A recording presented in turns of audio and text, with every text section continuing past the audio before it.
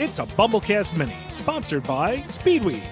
You know, the Archie Metroid pitch still lives rent-free in my head, and I just have to know, despite the pitch falling through, and knowing how the storylines went for Mega Man and Sonic, do you think Archie Metroid could have gone more in the direction of more original storylines for Samus and potential other characters? Or would it conform more like what Mega Man had in that it followed the timeline that the games had set up?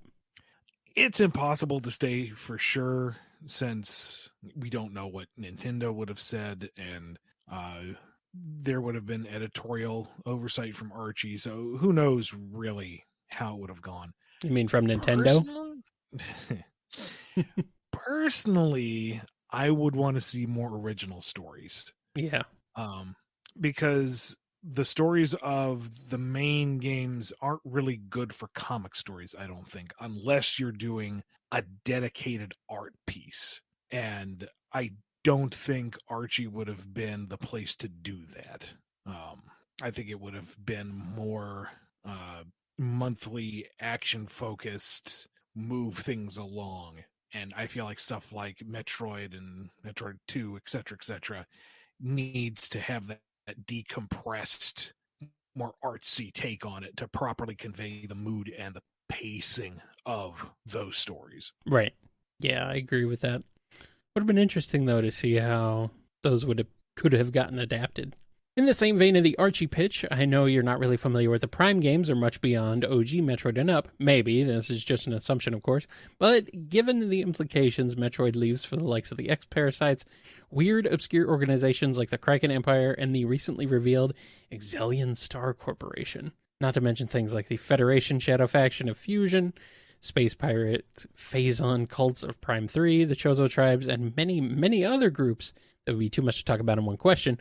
Would the comic ever expand on those implications and concepts, or do you feel it'd be best to just focus on Samus and how cool she is blowing up planets and doing her job as a bounty hunter? That doesn't hunt bounties, really, but, you know, still, it sounds cool. I'm willing to bet Nintendo would have been very protective. No. All those concepts, and I'm guessing here we probably wouldn't have had the latitude to explore them too much. Maybe I'm wrong. Maybe they would have done more. I don't know. But I feel like had Samus had an ongoing in the Archie comic format, we could kind of cyclically investigate each one. Like do a story arc that is more kind of a mystery where she is uncovering the conspiracy that is pulling the strings across the galaxy, and one that's more about exploration and finding the horrible acid-blooded beasties that need to be blown up. And then something that's just straight up blow things up, big action piece. And each story would have elements of the other, to be sure, because that's all what the Metroid series is about. But kind of shift the focus from one to the other to keep things feeling varied and engaging, rather than same note, same approach every single time. Right. I'm probably asking a lot on it from both you and Kyle, but apart from Samus and Joey / Metroid EX, have you guys ever read any of the Metroid manga, specifically the Metroid prequel manga and the episode of Aether manga series? I don't know when any of them are titled. I know I read the one that involved Grey Voice and Samus's origin and all that, you know, depict the space pirates coming in and wiping out her colony and all of that. It's been a long time since I've read it, but I do remember reading that. Everything else is a maybe, but I haven't retained enough of it to even say, so you might as well say no, I didn't. I read the Nintendo Power manga Metroid story. It's never, I guess it's kind of a manga. It was interesting because it's sort of a manga styled story, but it was made for Nintendo Power in America. So it's kind of like an interesting thing. So, but I haven't retained much of it. I read it when I was a kid. So I've gone a bit deeper into Mega Man and remembered that in the Mega Mix manga, there was a concept for Base's role equivalent, who the mangaka named Piano. Now, I probably know this answer, but was Capcom ever open with you and the team taking ideas from other material like the mangas and obscure games, barring Rockman and Forte 2? Or was it strictly just focusing on the main series of classic Mega Man games? They were looser about it early on in the series, which is why we got Super Adventure Rockman and even the nod to Mayor Dorado, Madam Y. And then towards the end of the series, as the new games were coming out, they started to be more restrictive and attended to that sort of thing. So it would kind of depend on when we would have attempted any of those things. They did not bring stuff to us. We always brought stuff to them. As for adapting piano, I don't know, because I stayed away from Mega Mix just because I didn't want to crib any of those ideas. I wanted, it was such a success. It was such an inventive and fun thing on its own. What I had read up to the point, it's like, this is too cool. I don't want to accidentally take from here. I want this to be built off of the core material and be its own thing. I want it to be its own standalone entity. Still bring in nods where it can, but I don't want to cause any potential dust ups between creators across the ocean and such and such. Mm-hmm. So I avoided Mega Mix purely out of respect. That being said, if there had been some kind of mediator, if there was some kind of open understanding that we could kind of take acknowledgement from that sort of media and beyond, then I would have looked more at piano. But that was not it. Most we were looking at was Waltz, and even she was off the table at towards around the time we were getting to Mega Man 4, which is where I wanted to use her, ironically enough. Mm-hmm. Right. We still need to get Walnut off the damn moon. So to cope, I ask, we already know the classic Mega Man cameo you had in mind for Walnut, but if we had ever gotten that far in the timeline, what would you have liked to see come out of Walnut's adventure, classic cameo included? Don't be afraid to go in the weeds with this one, unless you understandably want to keep out of those weeds in the off chance, Capcom starts another comic series, hopefully. Not so much weeds as I didn't venture into that neck of the woods. Right. My research was mostly into Classic and X, and with a smattering of Zero and ZX, and at least a nodding acknowledgement to Legends, Dash, whatever you want to go by. I had a very brief experience with the first game and didn't like it, but that's because I was expecting something else entirely. I was expecting a more traditional Mega Man just in 3D, and it's not that. No, I actually like Legends, but yeah, it's definitely not. I need it's to go not back. In the same vein as the rest of the.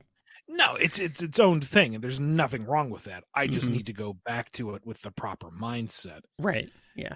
So anything post Legends 2, are the Misadventures of Tron after that, or kind of like an in between? I thought it was between. Okay. Yeah, I think Legends 2 is like the very last thing. Like anything that was unresolved from those games, I'd want to try to pick up those threads. And if Capcom allowed, pick up whatever little pieces we were given with 3 and spin out of that. Mm-hmm. I mean, those morsels would be much beloved by, those who were into it. So that's basically what I would want to do, is pick up all the broken pieces left over from those shattered hopes and dreams and try to put together at least a lovely little mosaic. It would be nice. It would be nice to at least have something to wrap it up, Oh well. Back to Metroid, kinda. Look, frankly, I love the idea of Metroid crossing over with other IPs, because it's a never-ever concept, knowing you know who. Therefore, we know about Metroid and the Mega Man Classic series. We know about Metroid and X, but what about the other series? Zero, ZX, Legends, or even the Battle Network or Star Force games? Battle Network would be kind of interesting, because that's if it's a digital world and you got Samus.exe, it'd be pretty rad. Yeah. Like, does the Chozo tech just upload the power armor and her consciousness in there? Does it get a second manifestation? Does the Chozo base OS take a form when she gets online? There's a lot of questions right there that you need to answer. In Zero, having her kind of be a compatriot mercenary to Zero himself in the fight against Neo Arcadia. Not like they stood a chance against Zero to begin with, but Zero and Samus working in tandem. Whew, You wouldn't even get to a fourth game. It'd be done in 3. ZX, I'm not as familiar with those, although we did go through them, I feel like, fairly recently. Finding a place for her in such a more narratively driven story. I mean, like, there was definitely a narrative in Zero, but you still had a degree of detachment because Zero was very standoffish, very much his own entity within a greater story. Yeah. Whereas all the characters in ZX are much more involved in the plot. They are not the lone soldier in a grander scheme. They are integral to the events going on around them. Right. ZX so feels to me like ZX kind of always felt to me like a weird kind of like less beloved section of the franchise for some reason. I don't know. Maybe it's just because it's more recent. It just seems like it doesn't have the same sort of fandom around it. I guess maybe because Zero's not involved. Maybe that's it. I don't know. Maybe that it feels kind of detached. I think that's also part of it. Because X is this is the grim future of Classic, and Zero is, this is the even grimmer future of X. And Legends is like, here's this goofy reinterpretation of everything, and technically it's the end of the timeline, but don't worry about it. Yeah. ZX is more like, let's play around in this scenario that's inspired by what came before. Right, yeah. And it's kind of like a middle step between its own franchise and being a continuation. Yeah, that's true. I don't know. It's always kind of fascinated me, though. I guess I need to play with it more. There's only 2 ZX games, technically, so. Yeah. All right. Next question. Samus has some cool friends, canon or otherwise. Anthony, remember me. Higgs, Joey from the Metroid EX manga, some squad mates from her Federation Force days, her Prime 3 co-workers before her angsty doppelganger got them messed up on Phazon, and plenty more. So I have to know, from a personal standpoint, and especially knowing your experience with Sonic and Mega Man, you think Samus does well with friends or partners? Would you like to see her interact with one or a few of these guys? Or do you feel she does better on her own a majority of the time? I think part of the appeal of the character is that isolation, that singular solidarity. She can handle anything on her own. Mm-hmm. And I feel like if you put her in an ensemble cast or with a regularly reoccurring cast, that would lose some of the feeling of Metroid. Part of it is one woman in the middle of no damn where with just a rocket on her arm, And yeah. the only thing around that's capable of carrying on a conversation wants to murder her and has genetically engineered everything else to murder her. It's I think if you had an extended cast for her to interact with, it would be in those rare downtime moments where she comes home to cash in the bounty or refuel the ship, or she just needs to be somewhere safe for a minute so that she can relax. And I think a big thing about Samus that I would want to do personally is to explore her humanity, and specifically her personal view of her own humanity. Yeah. As someone who is this chimera of things post-fusion. How does she view herself in terms of the galaxy? How would the galaxy conceive of someone like her?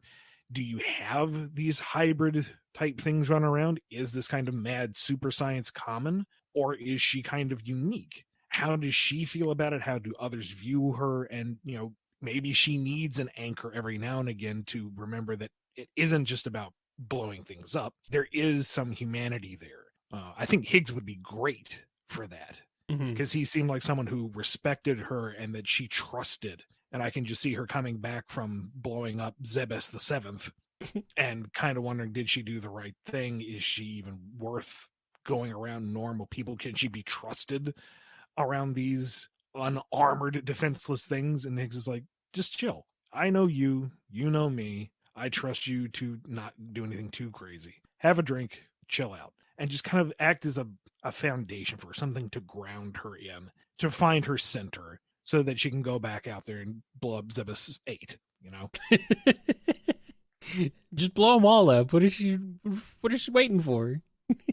Another Zebesian. Might as well just go and get rid of all of them. Oh man, that would be cool. God, we need another freaking Metroid comic. Somebody do that. Somebody hire this man. to write a Metroid comic. I love the implications we got from the X in Metroid Dread, especially from what we got to see in the ending of it. Spoilers for that too, for anyone who hasn't seen it yet. But given Quiet Robe's X willingly sacrifices itself to fix Samus's Metroid situation, you think the X are capable of more than just hive-minded instincts? Or do you think that it diminished the horror aspect of the X as these instinct-driven body-snatching / body-mutating parasites? That's the thing. I may be wrong, but we don't have a ton of experience of X parasites infecting sapient individuals. Like it infected Samus's suit, and SAX emulated her, but that's the suit. That's kind of like an echo of her. Quiet Robe, as far as I can think of, is the first one we've seen where it's a fully realized individual. It's always been monsters and animals and machines, and in the event of Razorbeak and Kraid, they wanted Samus dead anyway. So that horrible amalgamation is, not really proof of one thing or the other. Like, so if the X could take on the traits of those that they copy, then presumably a good person would just be like Xeroxed via the X. But then you get into a question of identity and autonomy. If the X consumes the host, is it that person again, basically, or is it just a pale shade of what came before? There's a lot of questions to investigate there. Mm-hmm. And it could potentially become an even more horrifying aspect of the X, because sure, replicating life just to get by is kind of spooky, but if they just become your doppelganger, something that is you but not quite close enough that you can carry on a conversation, but that it's just going to sit there kind of staring at the wall when you leave, that's spooky too. And I think that could fit into the horror theme just fine. Mm-hmm. Yeah, that would be weird. There's a lot of obscure stuff in Metroid I've learned over the years, from the global exterminator virus Miteralis. There we go. That's it, Miteralis. I would say Miteralis, but whatever. Miteralis, I don't know. Mentioned in a Prime 1 scan log, and the obscure Illa, or Yila, mentioned briefly by the Luminoth, to the tragic story of Brio and his people, the blatant crimes of the blatant war crimes Dark Samus commits on the survivors of the GFS Valhalla attack, and the individual logs of the Luminoth in the aftermath of the Ing invasion, and the likes. Man, Metroid's got a lot of weird words for things.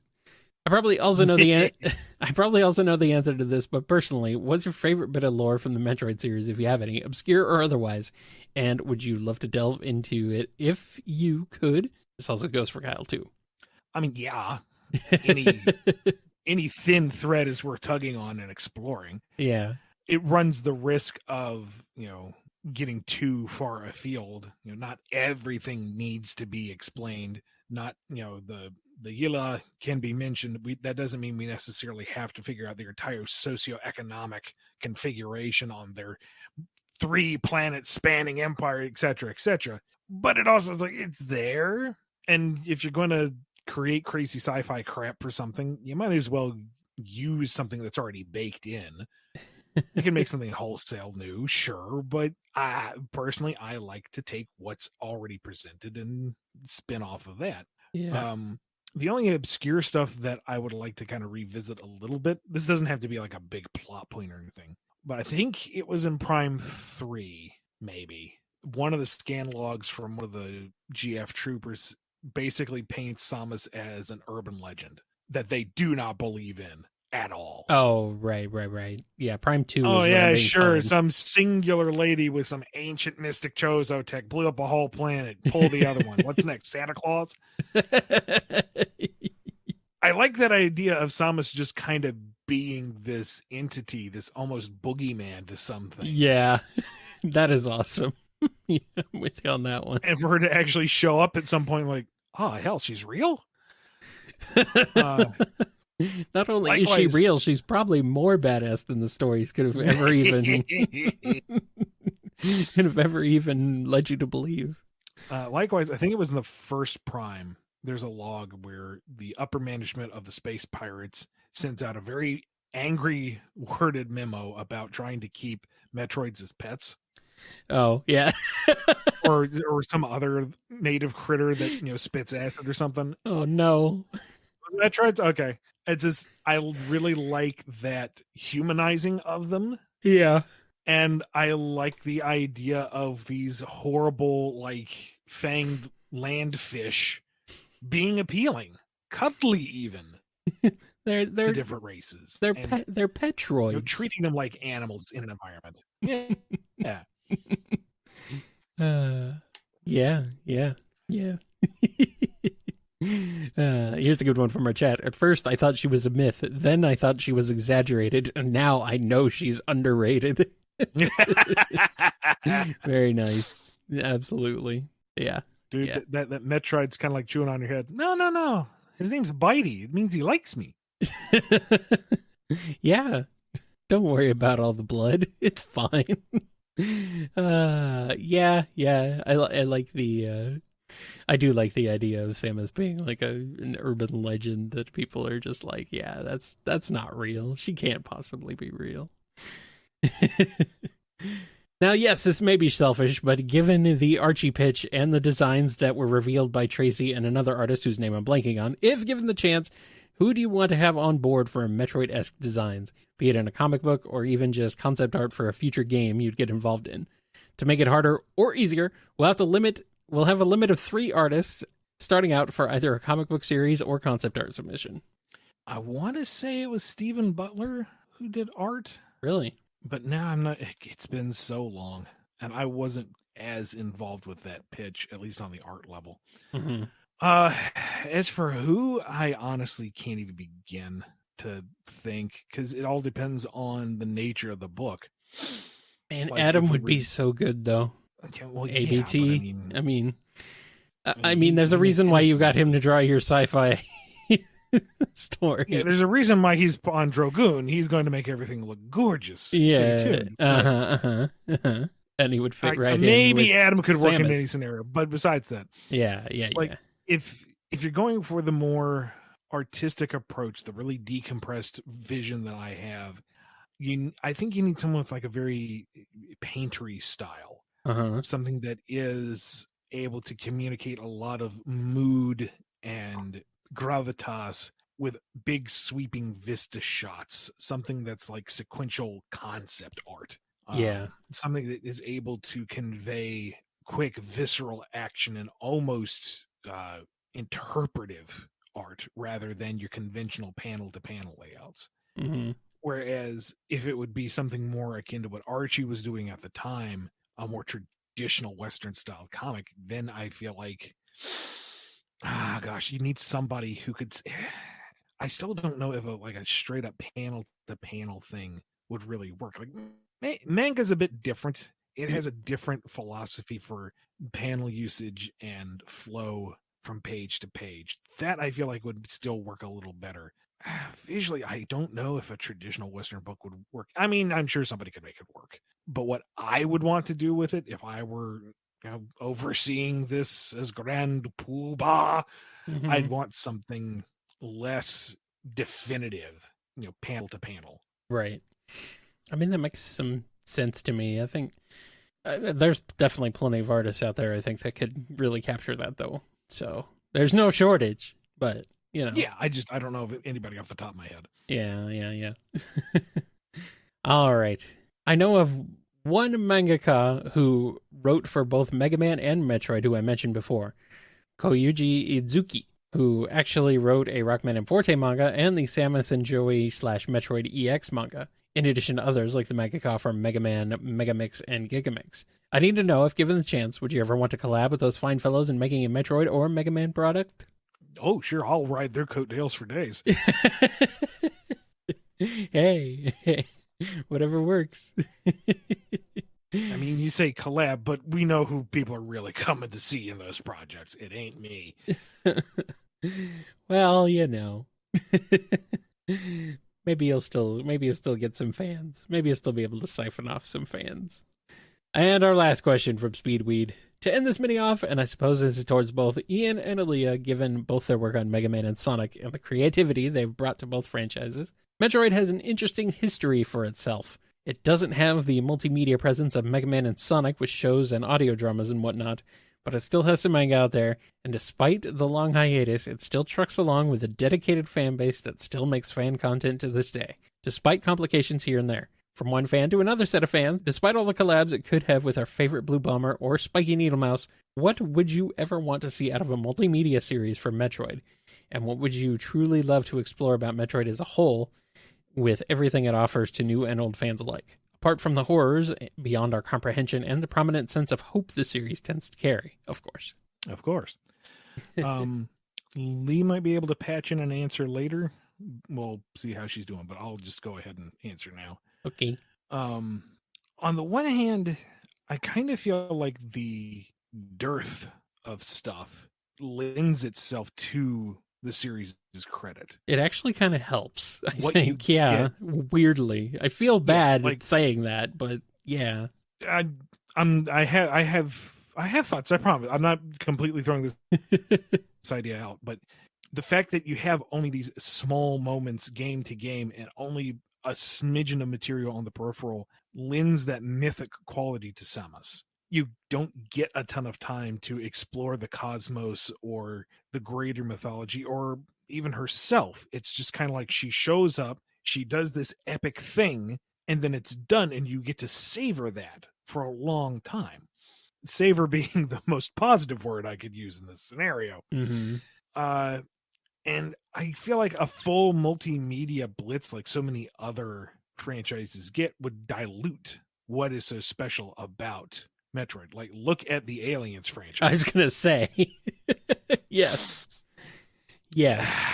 Need I say more on that? Or, 2 for 2, the Predator franchise. Yeah. I mean, Prey was great, but, that was one out of how many? 5, 6, 7. So I feel like if it was anything multimedia Samus related, it needs to be self-contained with a very clear vision and a story to tell. Doesn't need to be this epic, ongoing, perpetual comic. It shouldn't be a Saturday morning cartoon. It should be, something punchy that gets a point. Like, give Genndy Tartakovsky an OVA. All right, whatever. Yeah. Think about it, like that the Samurai Jack primal, very decompressed, atmospheric, artistically driven, mood driven pieces. Like, it's not so much the story, it's the feeling you get from these scenes, the tension that this man can build with geometric shapes. Like, you give him Samus on just one mission through some kind of alien hellhole. Oh my god, dude. Ooh, yeah. I'm on board. That would be exquisite. Oh man. If you were to do like a big budget Hollywood movie type thing, which if the Mario movie does well, it may open doors, he said with trepidation. Mm-hmm. I would almost say make it about, a small crew. Take the Aliens 2 scenario, basically. Focus on a small crew in a bad situation and make Samus this alien entity throughout the thing. Like, she shows up maybe a total of 15 minutes in the whole 60-minute runtime, but what's there is exquisite. That she is this force of nature, this legendary figure that just kind of like shines sparks through the scene when they think they're about to get eaten by a Metroid or something. Mm-hmm. Because I feel like anything else, you're going to ruin the character. And just we'd get more of a Ghost in the Shell interpretation. And just, no.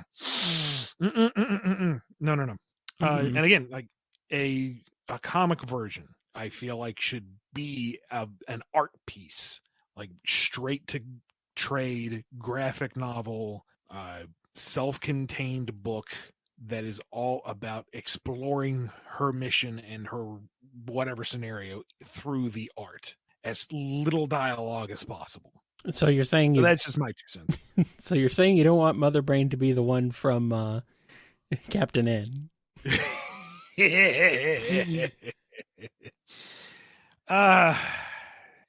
That was fairly grotesque. You could make that work in the proper scenario, but I mean, traditionally, no. I mean, the characterization, though. Do you really want? No. Do you really want Mother Brain talking like Audrey too? Not in this particular scenario. Back then, yeah, that was great. But I mean, the voice was the best part of. But what I would want for this in particular, no. Feed me, Samus.